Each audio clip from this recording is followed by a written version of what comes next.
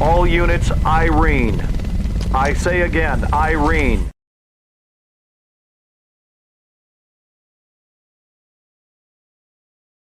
The April annual autism issue includes articles on how community involvement and volunteering provide benefits for individuals with autism, including an article in the military section. Other topics include picky eating, understanding time concepts, and improving the haircut experience for individuals with sensory processing disorder. Read Exceptional Parent magazine for free by going to www. The final decision on the timing of D-Day will be mine, and mine alone. Call General Eisenhower. Tiger was a training op, dress rehearsal for D-Day. They walked right into it. One mistake. Just that one mistake. Ike, you have to stop doing this to yourself. What's done is done. Group Captain Dr. James Stagg, here at the express request of General Eisenhower. Do we have a date yet for the invasion's out? D-Day is in 61 hours from now. This is the largest seaborne invasion in history. Fate of the war, thousands of lives hinge on this. I need a forecast. Churchill tells me you're the best meteorologist in the country. Get me the latest readings from every single base within 2,000 miles of Normandy. The invasion's confirmed for Monday. Monday. Oh, they won't like this. We are faced with a succession of 2 aggressive storms. Are you absolutely certain? D-Day will be calm and sunny. I couldn't disagree with that more.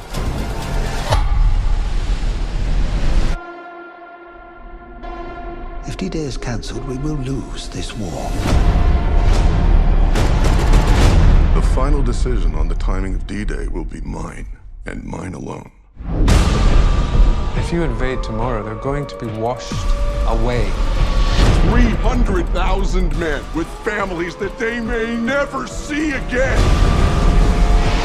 Why should I trust you? We must face the facts! The facts, however frightening they may be! If we delay, the enemy will be ready and waiting. They'll slaughter every single last one of us.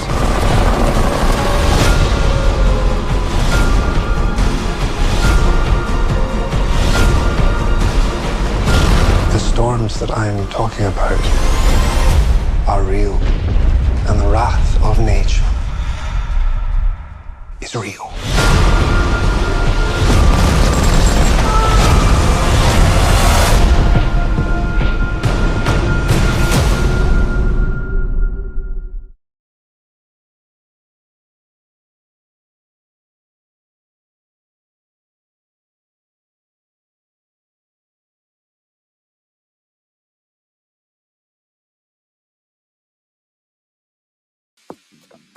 Monotony. It comes in all shapes and sizes. Dull, tedious, just plain boring. But what is this? A contender, perhaps? Something unboring by the looks of it. Jabs right at dull, an uppercut to tedium, something that keeps you on your toes, keeps your head on a swivel, a knockout punch to your old, boring workouts. Welcome to Fight Camp.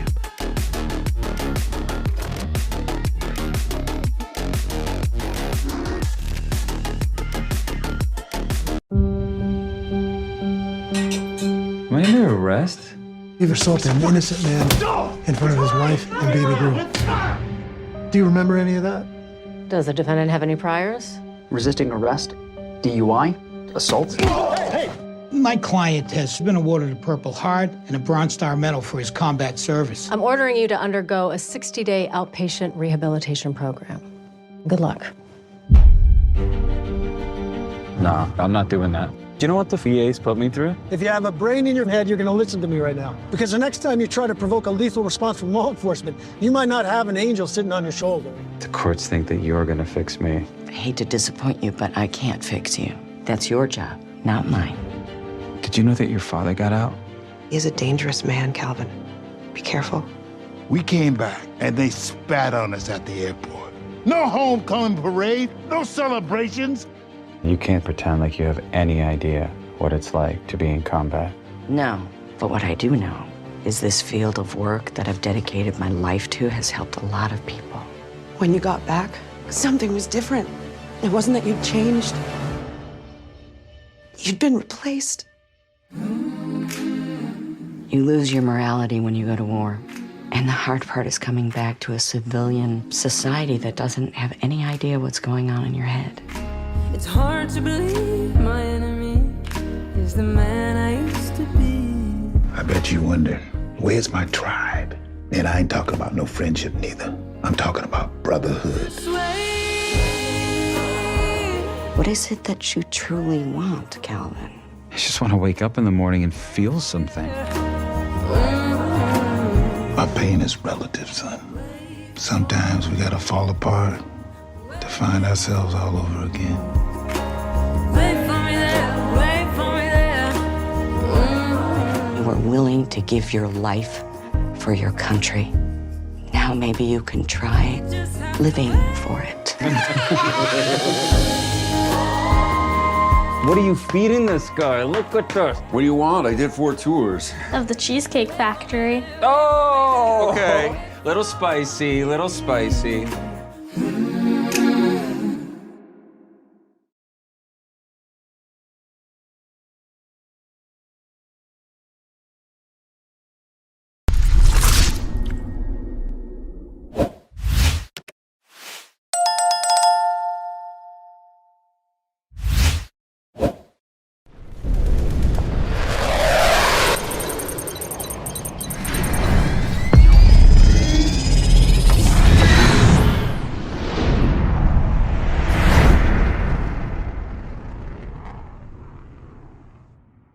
The movie, music, news, television promos, trailers, and videos used by Oscar MikeRadio are protected by the Fair Use Act. Section 107 of the Copyright Act. 1. The purpose and character of the use, including whether such use is of commercial nature or is for non-profit educational purposes. 2. The nature of the copyrighted work. 3. The amount and substantiality of the portion used in relation to the copyrighted work as a whole. 4. The effect of the use upon the potential market for or value of the copyrighted work. I joined the military to be a part of something bigger, and solving complex problems was part of the job. But when it came to my mental health, I had no clue where to start. Thankfully, you didn't need to figure it out alone. If the veteran in your life is having a hard time, you can be the one to offer help. VA has resources like family education about mental health challenges, couples therapy, and parenting courses, so you can help your veteran build a brighter future. Learn more about resources available at mentalhealth.va.gov/families.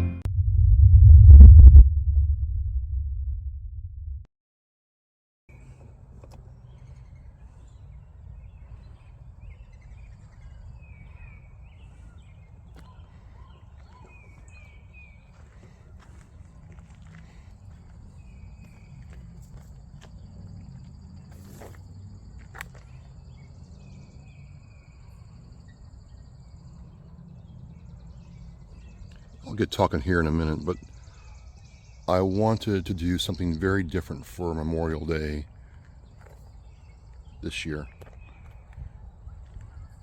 I'm kind of going to share how I do Memorial Day. And you might have a different way. You might not even really think about it a whole lot, and that's okay. In a way, that's the way it's supposed to be.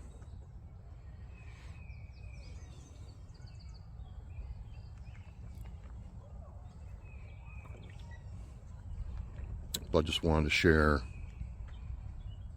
what happens when I think about Memorial Day and those who are no longer here. And this has become a very special place to me in Abington. Hi, it's Travis. Welcome to Oscar MikeRadio on this 2026 Memorial Day special, if you will. Like I said, I'm going to do this a little bit differently this year. I kind of want to take you through my Memorial Day ritual or how I do it, kind of talk with you about what's going through my mind, and start with cigar. A nice True Estates Blondie Bellicoso. I got started smoking cigars in the Marine Corps, and it's very appropriate now because some of the Marines I'm going to talk with you about are no longer here who used to enjoy one with me. And back then I was a broke PFC and Lance Corporal, so it was the Phillies blunt, but I think they wouldn't mind my choice today. And my first thing is I think back to those graves behind me and realize that everyone, grew up, joined the military, or were drafted and got in the military and served and are no longer here. Like they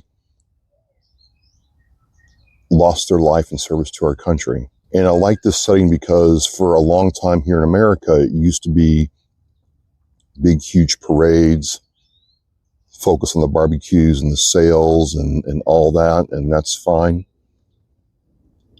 But what's happening more and more is towns, municipalities, even regions, counties have a ceremony at the veterans' gravesite. And this is the Mount VernonCemetery here in Abington, Massachusetts. And on Memorial Day, there'll be a ceremony here, which is extremely intimate and surreal and respectful. And I just want to give a shout out to the Abington High School that shows up, the Scouts, Reverend Dr. Chrissy Coburn and her husband Kim, both naval officers, to head the ceremony up, and the other people involved. And a big shout out to Colvin Landscaping, who will clean this up before the ceremony. But even before that, I was coming here and having a seat and smoking my cigar and thinking about what does Memorial Day mean to me. And again, it goes back to those flags you see behind me, and those flags represent a life that was lost in service to our country. So I can sit here and do this. I don't have to get a pass. I don't have to get a piece of paper or a chit. I can go pretty much anywhere I want to go in the United States. It's a great thing. I can do this. And so I think about what was lost.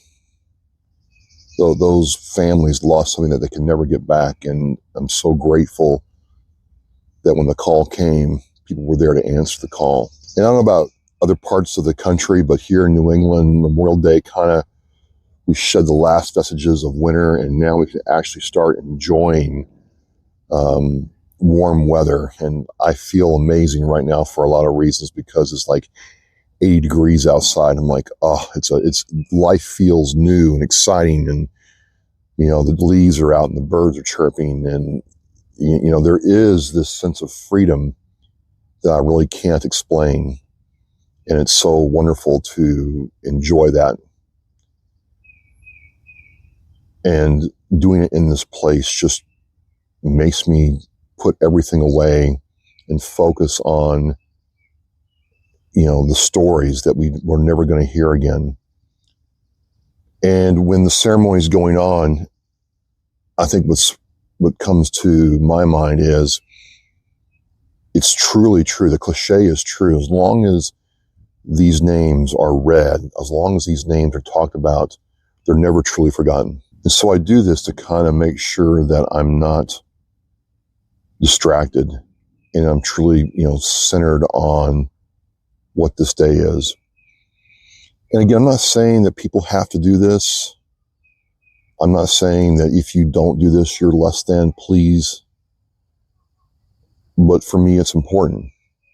It's about 45 minutes out of my year to sit here the week before Memorial Day, or a night, sometimes it's a weeknight, depending upon my schedule, to take time out of my life to do this. And I only know a couple of the people behind me who lost loved ones that are buried here in this grave. And I can tell you it's the least I can do, because they feel that loss every day. There are people behind here who I've met, surviving family members, shook their hands, gave them hugs, listened to their story, and realized they feel this every day. So a couple minutes out of the year is the least I can do. And then I go back into my Marine Corps time, and there are a couple Marines that, three particularly that I helped bury. One directly, two indirectly. Two of them I served with, they were in my battery. 2 were killed on liberty. 1 was killed on the job. They would be about my age, maybe a little bit younger, a couple older. And I still go back when I sit here and think about those 3 deaths and realize that, no, I did not serve in combat. But make no mistake, military service can and sometimes is dangerous in training. Accidents do happen. Human mistake happens. And when mistakes break down and processes and procedures break down and people, maybe take shortcuts or maybe not, or maybe just it's an act of God for whatever reason, there's real consequences. And I think it's because that these deaths weren't in combat that it kind of sticks with me more than if they were in combat. And I'm not saying that combat deaths are any less tragic than non-combat deaths. Please don't misunderstand me. But when you think about what happened and what I went through, it's like, wait a minute, we weren't even in combat when this happened. What would have happened if we had been in combat? I just remember, hey, this person got killed on this date and they're no longer with us and you're part of the funeral detail. And, we would take our Phillies blunts, go out into the desert, watch the stars, light them up, talk about life and stuff. Or, we'd go out in the field doing our field thing. And, fortunately in the desert, there's no mosquitoes in the desert. There's no water. But still, it was a nice day to unwind after a day of baking in the heat. To have a cigar with a fellow Marine and talk about life and the future and what was going on, how to get through things. And that's been gone. It's been gone for a long, long time now. So I take this time right now and remember getting called names about the size of my head or getting, teased about other things and just having to take it, or the other things that Marines do to, bother other Marines just because they're there. And I really miss that sometimes. I have great civilian colleague experiences, but nothing like that. Nothing like that at all. I miss those times where, we're in the 5-ton going back to main side for chow or, some new porta potties. And it's just me and the other Marine in the 5-ton. You kind of take a little bit of break on the rank and we just talk like people. And those times are gone. They were gone when I left the military and they're gone because that person's no longer here. Then the next thing I think about is the people I served with who died after service. And there are a bunch of them. I mean, I got to tell you honestly, sometimes I thought I'd be one of the first ones to go. I'm still here, and people who were PT maniacs, walk the straight and narrow with their health, don't want to run and drop dead, not wake up from their sleep, any number of things. They're just not here with us anymore. Can't call them up, can't message them on Facebook or social media, can't ask them for advice, can't kind of chuckle when hey, I'd like to call that dude and just see what he's up to, ride a motorcycle. But I don't forget him. And again, it's not like I think about them every day. It's just, I remember them now. And then they're never truly gone. And I kind of close it out with, what's the cost? Do people understand the cost for the life they enjoy? Do people have any idea what it's like for people, say, in Ukraine or in the Middle East or other parts of the world where the cost hasn't been borne out? Or in other parts of the world where they don't think about Memorial Day. You die in service to that country, well, you get a little plaque, you get a little medal, and that's it. See ya. What's that like? Seeing the high schoolers and the families with their young children at events like this, or in other events involving Memorial Day, it gives me hope. It's very easy to sit there and say that the young people don't care, don't want to learn, and don't really understand. But when I see a mom and dad with their kids, sometimes young, sometimes teenagers, out on Monday morning, I'm like, those parents got it right. So thank you, parents, for bringing your kids out. Thank you, parents, for teaching your children that freedom isn't free and that there is a cost, and allowing your children to see and understand what this all means. And again, I mentioned the Abington High School band. I really get in my feelings when the band plays during the ceremony. And these talented, amazing musicians, these young high schoolers took the time to learn these songs and got their instruments out. No air conditioning. The morning mosquitoes are still bugging them. But they do a rendition of Amazing Grace or God Bless America like nothing I've ever heard. Well done. I usually do this in the evening when it's a little bit quieter, but I like the light. The future's bright. The ceremony ends with the reading of names. And people either go back to the American Legion and have some snacks, or you go about your day. It never feels like a burden or an obligation. It's time spent in my own little world remembering people who came before me, people who were with me, and people who are no longer with me, but they're always with me. And when you see that gold star decal in someone's car or in front of someone's home, realize that that loved one is no longer with them, but the pain and hurt is always there. It never truly goes away. And I haven't had to experience that myself with one of my loved ones personally. I can't imagine what that's like. But I know that someone's going to experience it down the road. Like we don't do this and get away with no scars or injuries. You just don't. Again, there is a cost. And some people bear a heavy burden for what we have. I don't know what you're going to do on your Memorial Day. There's all kinds of stuff going on. Generally, after this, I have to make tracks for,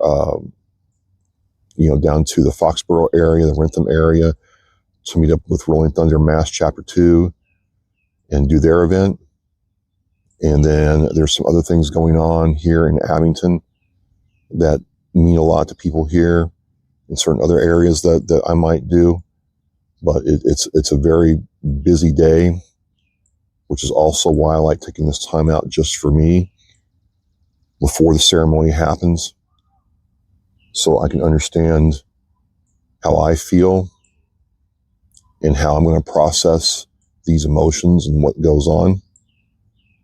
And again, all I'll say is this: however you do it, it might be over the grill, making sure that chicken is done. You got to have the chicken done.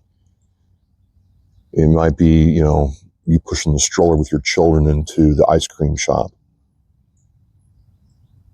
You might be on the beach. You might be in the car. However it comes across your mind, as long as it came across your mind, you took that minute and that time, this is okay. And, we're turning 250 years this year. And there's a lot of chaos in this world right now, I know. But I also know there's a lot of good people who want to keep this going. And I mean by this country, the ability to live a life of freedom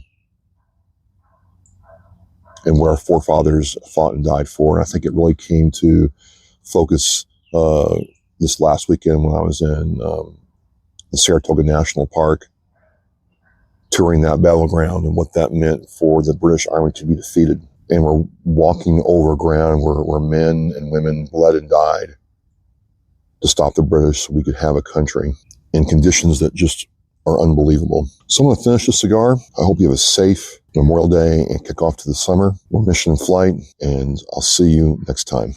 Every generation, every sacrifice. Our nation's service members have stood up for our freedom, our families, and our future. Now it's our turn to stand up for them. This year, you can honor their service in a deeply personal way by sponsoring a $17 Veterans Wreath. Each wreath is more than a symbol. It's a heartfelt tribute to the heroes who served and to the families who carry their legacy. Visit wreathsacrossamerica.org to sponsor a wreath today.